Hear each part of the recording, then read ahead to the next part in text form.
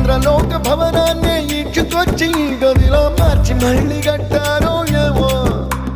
మాయజాలము తెలుసు మంత్రగారడి తెలుసు రెంటి కన్న ఇది ఇంకోటేమో నీలాకాశం నేలాకొస్తే ఇట్టాగే ఉంటాదో ఏమో ఈ సంతోషం దాచాలంటే